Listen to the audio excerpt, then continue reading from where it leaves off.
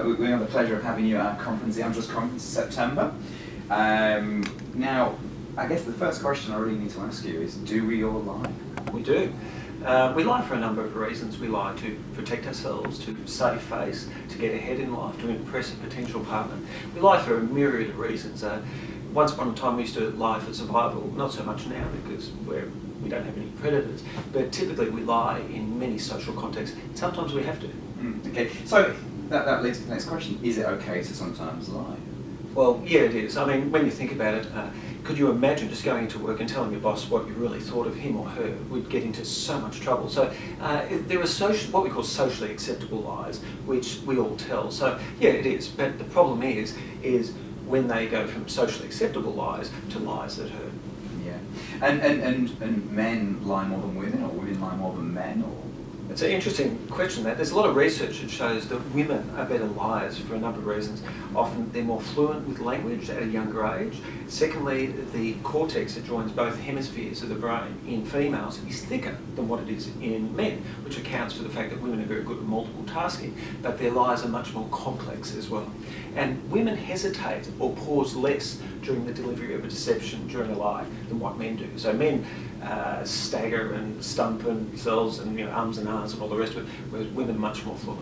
And if someone actually believes their own lies, are you still able to detect that person's being deceptive? Yeah, typically what happens is there will be the same types of what we call tells. So what I teach people is how to look for them, and that's what I'll be doing at this conference.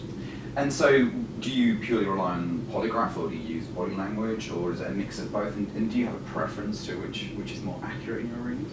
Yeah, typically what happens is, before I do a lot of work in relation to homicide cases and so on, the first thing I do is look for what we call baseline levels, and then I look for deviations from normative behaviour. So what will happen is I'll look at something and then look for changes in their behaviour. It could be body language, it could be content and structure of language, it could be the method in which that communication is communicated. So typically I look for a number of things. I prefer the body language and analysing content and structure because you can't hook everyone up to a polygraph. These techniques are clearly helpful in market research interviewing where we can see the respondent. There are times in research where we need to interview people online or over the phone. How can we detect if someone's been deceptive without seeing their visual cues? Yeah, good question. Typically what happens is we need to look for three parameters, that's verbal, non-verbal and content. Unfortunately, when you've just got audio or you're just talking on the phone, you can't see the body language, you can't see conflict, you can't see micro-expressions, distress, concealment, blocking, masking behaviours and so on. So you have to even be more reliant on the paralinguistic style of delivery. So that's tone, pitch, voice modulation, response latency, ums and ahs, and the content of what they're saying as well. Now, you've been involved in some very high-profile cases over the past few years, and I believe you'll be talking about some of these cases during the conference. Could you give us a taste of what some of these cases you've been involved in? Sure. I've worked on 56 homicide cases and serial killer investigations. So what I'm going to do is I'm going to talk about the Port Arthur massacre, Martin Bryant. I'm going to talk about the transcript between the police negotiator and Martin Bryant. I'm going to bring up some more controversial issues, such as the recent Ricky Nixon case and the young schoolgirl.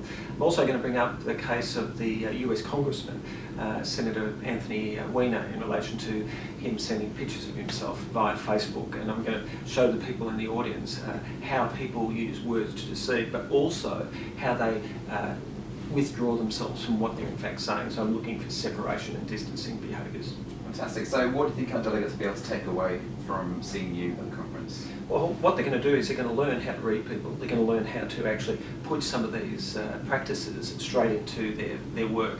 Typically what I want to achieve is something that they can enjoy, it's relevant to what they do, and take away, so that we'll be able to put some of these skills into practice straight away. Steve, thanks very much for your time today. My pleasure.